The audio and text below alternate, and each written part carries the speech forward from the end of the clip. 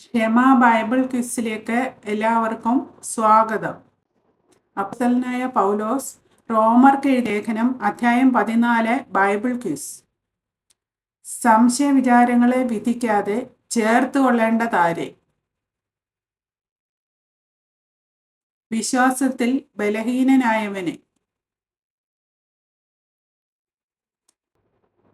വിശ്വാസത്തിൽ ബലഹീനനായ ഒരാളെ ചേർത്ത് കൊള്ളുമ്പോൾ നാം വിധിക്കരുതാത്ത കാര്യം എന്താണ്?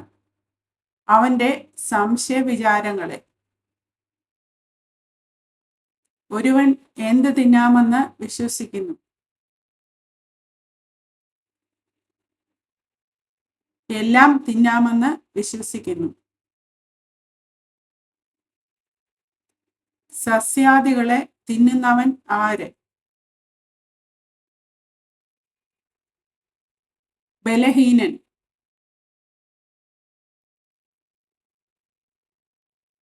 തിന്നുന്നവൻ തിന്നാത്തവനെ എന്ത് ചെയ്യരുത്?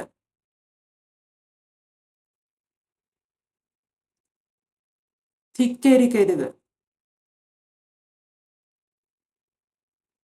തിന്നാത്തവൻ തിന്നുന്നവനെ എന്ത് ചെയ്യരുത്?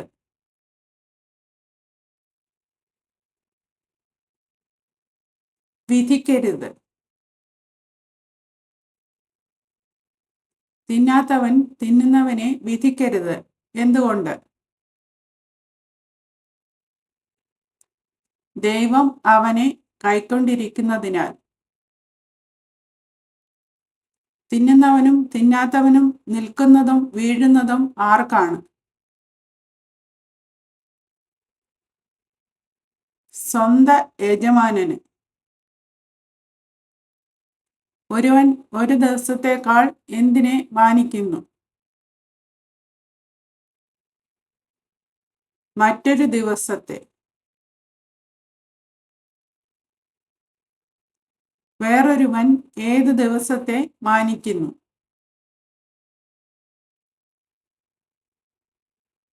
സകല ദിവസങ്ങളെയും മാനിക്കുന്നു. ഒരു ദിവസത്തേക്കാൾ മറ്റൊരു ദിവസത്തെ മാനിക്കുന്നവനും സകല ദിവസങ്ങളെയും മാനിക്കുന്നവനും ഓരോരുത്തൻ താന്താന്റെ മനസ്സിൽ എങ്ങനെയിരിക്കട്ടെ, ഉറച്ചിരിക്കട്ടെ. ദിവസത്തെ ആദരിക്കുന്നവൻ ആർക്കായി ആദരിക്കുന്നു? കർത്താവിനായി ആദരിക്കുന്നു. തിന്നുന്നവൻ ആർക്കായിട്ടാണ് തിന്നുന്നത്?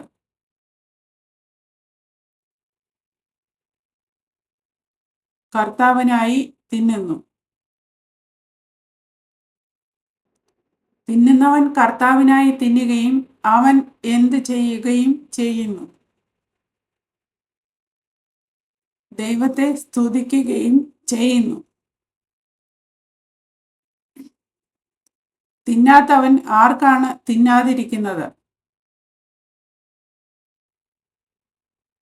കർത്താവിനായി തിന്നാതിരിക്കുന്നു.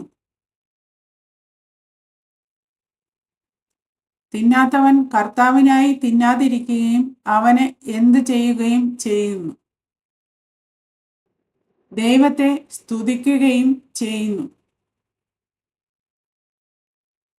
നമ്മിൽ ആരും എങ്ങനെ ജീവിക്കുന്നില്ല?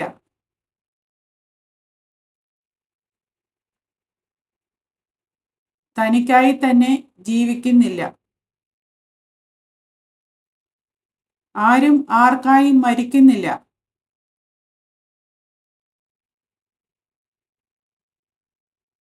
തനിക്കായി മരിക്കുന്നില്ല. നാം ആർക്കു വേണ്ടിയാണ് ജീവിക്കുന്നത്?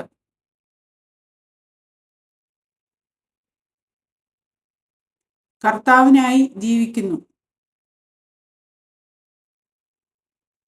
നാം ആർക്കു വേണ്ടിയാണ് മരിക്കുന്നത്?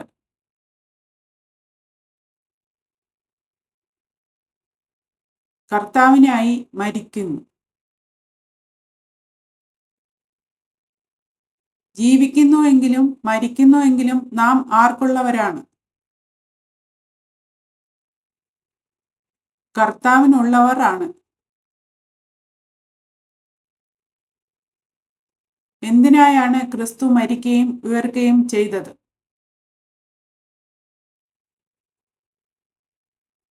മരിച്ചവർക്കും ജീവിച്ചിരിക്കുന്നവർക്കും കർത്താവാകേണ്ടതിന്. സഹോദരനെ വിധിക്കുന്നവനും ധിക്കരിക്കുന്നവനും എവിടെ നിൽക്കേണ്ടി വരും? ക്രിസ്തുവിന്റെ ന്യായാസനത്തിന് മുൻപാകെ. എല്ലാ മുഴങ്കാലും എവിടെ മടങ്ങും?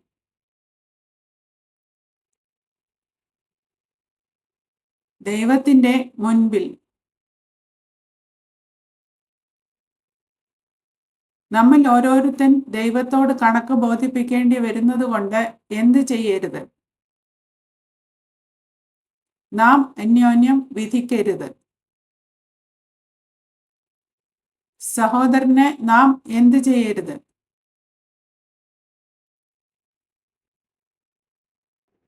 ഇടർച്ചയോ തടങ്ങലോ വെക്കരുത്. കർത്താവായ യേശുവിൽ പൗലോസ് അറിഞ്ഞും ഉറച്ചും ഇരിക്കുന്ന സംഗതി എന്ത്? യാതൊന്നും സ്വതവേ മലിനമല്ല എന്ന്. ആർക്കു മാത്രമാണ് വല്ലതും മലിനം ആകുന്നത്? വല്ലതും മലിനമെന്ന് എണ്ണുന്നവന് മാത്രം. നിന്റെ ഭക്ഷണം നിമിത്തം സഹോദരനെ വ്യസനിപ്പിച്ചാൽ നീ എങ്ങനെ നടക്കുന്നില്ല? നീ സ്നേഹപ്രകാരം നടക്കുന്നില്ല. അവനെ നിന്റെ ഭക്ഷണം കൊണ്ട് നശിപ്പിക്കരുത് എന്ന് പറഞ്ഞിരിക്കുന്നത് ആരെയാണ്? ക്രിസ്തു ആർക്കു വേണ്ടി മരിച്ചുവോ അവനെ. നാം ദൂഷണം വരുത്താൻ പാടില്ലാത്തത് എന്തിലാണ്? നന്മയ്ക്ക്.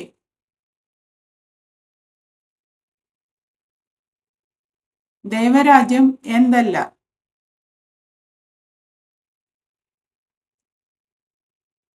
ഭക്ഷണവും പാനീയവും അല്ല. ദൈവരാജ്യം ഭക്ഷണവും പാനീയവും അല്ല, പിന്നെന്താണ്?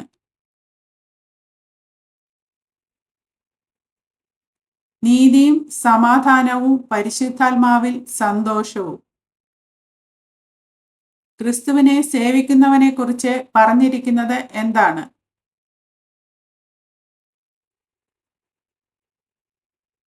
അവൻ ദൈവത്തെ പ്രസാദിപ്പിക്കുന്നവനും മനുഷ്യർക്ക് കൊള്ളാവുന്നവനും ആകുന്നു. ക്രിസ്തുവിനെ സേവിക്കുന്നവൻ ദൈവത്തെ പ്രസാദിപ്പിക്കുന്നവനും മനുഷ്യർക്ക് കൊള്ളാവുന്നവനും ആകയാൽ നാം എന്തിനു ശ്രമിച്ചുകൊള്ളുക? നാം സമാധാനത്തിനും അന്യോന്യം ആത്മീക വർധനയ്ക്കും ഉള്ളതിന് ശ്രമിച്ചുകൊള്ളുക. ഏത് നിമിത്തമാണ് ദൈവനിർമ്മാണത്തെ അഴിക്കരുത് എന്ന് പറഞ്ഞിരിക്കുന്നത്? ഭക്ഷണം നിമിത്തം. ഭക്ഷണം ഇടർച്ച വരുത്തുമാറ് തിന്നുന്ന മനുഷ്യന് അത് എന്താണ്? ദോഷം.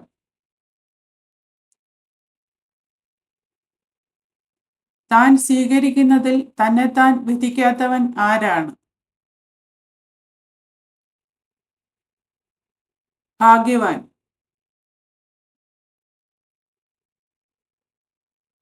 സംശയിക്കുന്നവൻ തിന്നുന്നു എങ്കിൽ അവൻ കുറ്റക്കാരനായിരിക്കുന്നത് എന്തുകൊണ്ട്? അത് വിശ്വാസത്തിൽ നിന്ന് ഉത്ഭവിക്കായക കൊണ്ട്. വിശ്വാസത്തിൽ നിന്ന് ഉത്ഭവിക്കാത്തതൊക്കെയും എന്താകുന്നു? പാപം ആകുന്നു. ചോദ്യങ്ങളും ഉത്തരങ്ങളും ഇവിടെ അവസാനിക്കുന്നു. ദൈവം എല്ലാവരെയും അനുഗ്രഹിക്കട്ടെ.